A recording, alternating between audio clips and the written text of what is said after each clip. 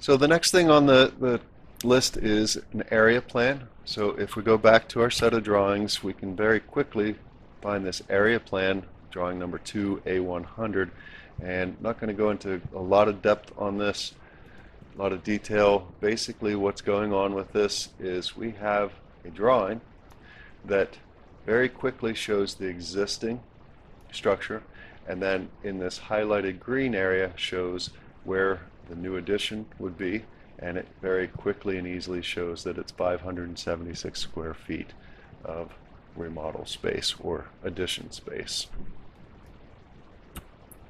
The next plan view on the list is a roof plan. So we can look at this roof plan, and again, this is a drawing that doesn't have a tremendous amount of detail on it. We're going to show the existing roof with overhangs. So these lines underneath represent the walls that are underneath, and we don't know what the structure is of this roof from this drawing. So all these walls show up. A lot of times you may just show the walls that, or you might just see the walls that are actually holding up the roof and not any of these interior partitions. And then out front here in the darker lines, you can see this is the new roof that's going over the new addition. So we call out things valleys, ridges. We have this slope arrow that shows the slope of the roof, and I can very quickly and easily look at this and see that I have a gable roof intersecting another gable roof. And a couple little notes on here about installing ice guard in the valleys in the perimeter.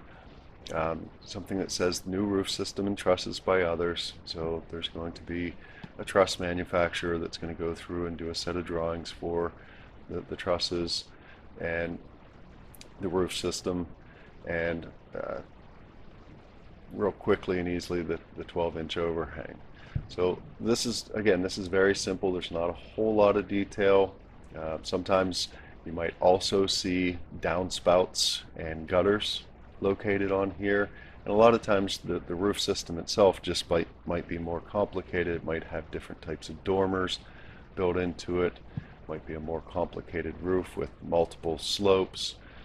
This drawing and this project is a pretty simple one to look at.